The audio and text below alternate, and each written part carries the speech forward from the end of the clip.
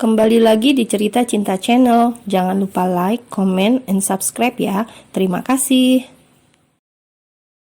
Waktu 3 jam menunggu terasa sangat lama bagi semua orang. Dengan rasa khawatir dan ketakutan yang sama, Pelangi duduk di sebuah kursi panjang dengan mulut yang senantiasa bertasbih. Segenap hatinya telah berserah kepada takdir dari Yang Kuasa. Sementara Ibu Sofi terus-menerus menangis hingga matanya sembab dan suaranya mulai terdengar serak.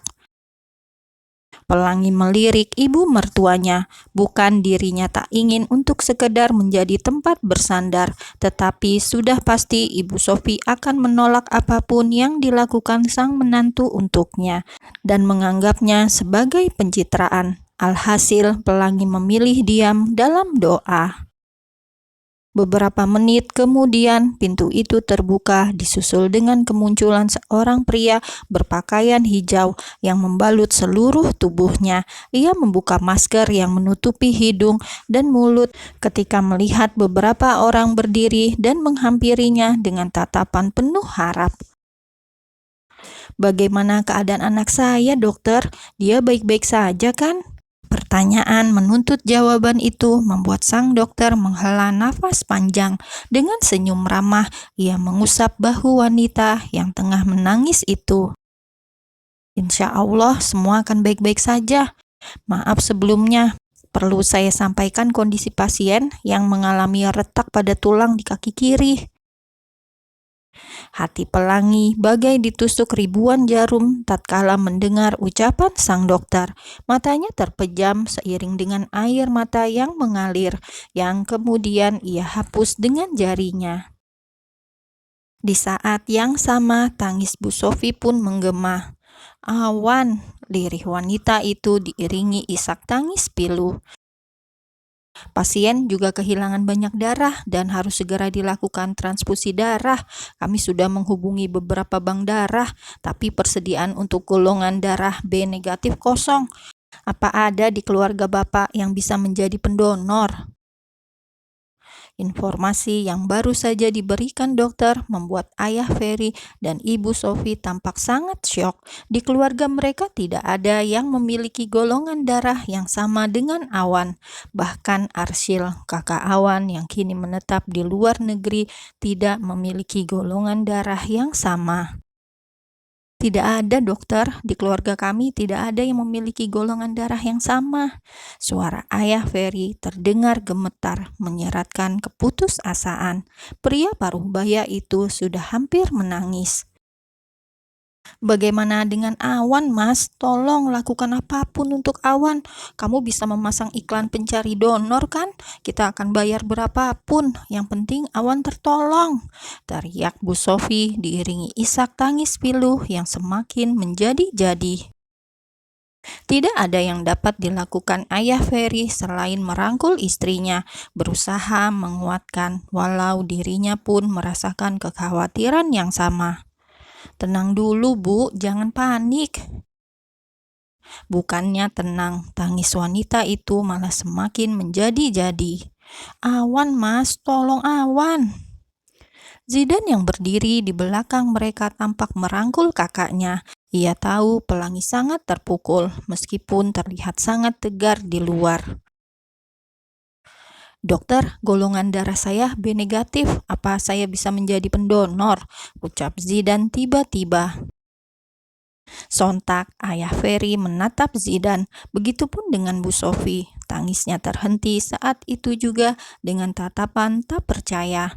Tak pernah terpikir olehnya bahwa adik dari menantu yang kerap ia perlakukan tak adil itu mau menolong putranya setelah semua kalimat menyakitkan yang ia lontarkan. "Zidan memiliki golongan darah B negatif?" tanya ayah Ferry. "Iya, Om," jawab Zidan dengan yakin. "Jadi bagaimana, Dok?" Dokter masih tersenyum ramah. "Tentu saja bisa, tapi tetap harus menjalani pemeriksaan terlebih dahulu." "Saya siap, dokter," jawab Zidan tanpa keraguan. Bu Sofi mengusap air mata yang membasahi pipinya, seketika tertunduk malu. Suasana mulai tenang. Zidan sedang menjalani pemeriksaan di sebuah ruangan untuk memastikan dirinya dapat menjadi pendonor untuk Awan. Sementara Pelangi dan mertuanya masih menunggu. Ayah Ferry bersandar di kursi, melirik Bu Sofi yang terus menangis. Kamu lihat kan Bu, betapa baiknya Pelangi dan keluarganya. Berapa banyak rasa sakit yang diberikan Awan kepada Pelangi, tapi tidak sedikit pun mereka membalasnya dengan cara yang sama. Bu Sofi menyeka air matanya, lalu melirik Pelangi yang tengah berdiri di depan sebuah jendela kaca. Dari sana ia dapat melihat suaminya yang terbaring tak sadarkan diri. Itulah menantu yang selama ini kamu anggap tidak layak. Tangis wanita itu pun semakin pecah. Ayah Ferry berdiri meninggalkan tempat duduknya ketika melihat Zidan keluar dari sebuah ruangan dengan lengan kemeja yang tergulung hingga batas sikut. Ujung jari telunjuk kirinya tampak menekan kapas kecil di lipatan lengan kanan. Ia menepuk pundak pemuda itu. Zidan, terima kasih untuk bantuan kamu, Nak. Ini sangat berarti bagi Om.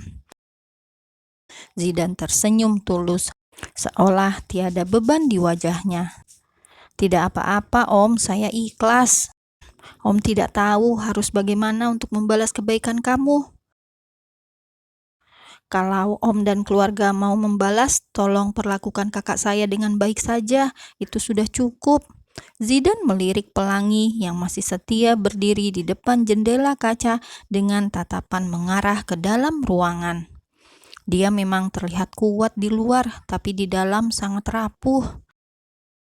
Ayah Ferry menundukkan kepala. Garis sedih wajahnya sudah cukup untuk menggambarkan rasa bersalah dan malu yang teramat. Bagaimanapun juga, dirinya lah yang merasa bertanggung jawab untuk sikap buruk anak dan istrinya terhadap menantu mereka.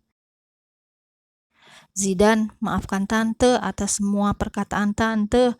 Tante sadar itu sangat melukai perasaan kamu dan orang tua kamu, terutama Pelangi.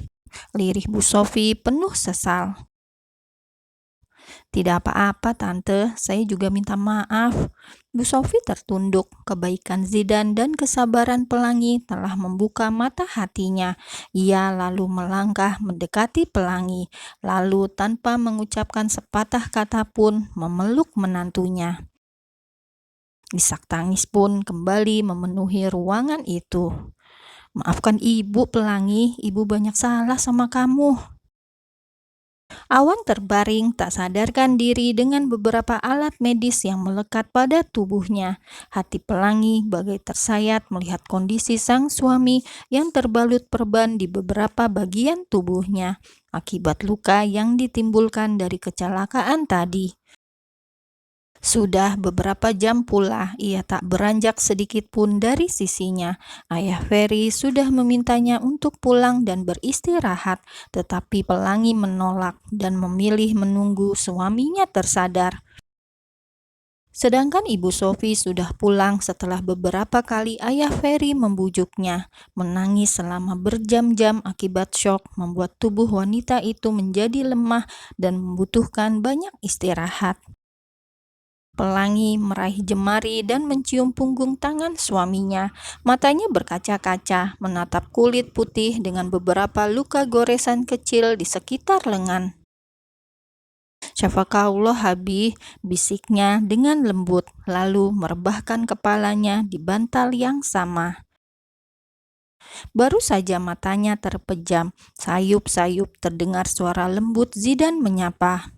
Kak, aku antar pulang saja ya. Kakak istirahat, biar aku yang jaga Kak Awan di sini. Pelangi mendongak menatap adiknya. Kakak mau menunggu Mas Awan, kamu saja yang pulang. Bukannya kamu besok ada kuliah, kamu kan juga harus kerja. Iya sih, tapi tidak apa-apa. Pelangi meraih jemari adiknya. Dek, terima kasih untuk bantuan kamu. Maafkan suami dan mertua kakak kalau ada lisan yang membuat kamu sakit hati. Sambil tersenyum, Zidane menggeleng pelan, menarik sebuah kursi dan duduk di sisi kakaknya. Ia menghela nafas panjang setelahnya. Bukan aku, tapi kakak. Kakak yang paling banyak merasa sakit di sini. Seperti kata kamu, ini adalah bentuk kecintaan Allah kepada kakak.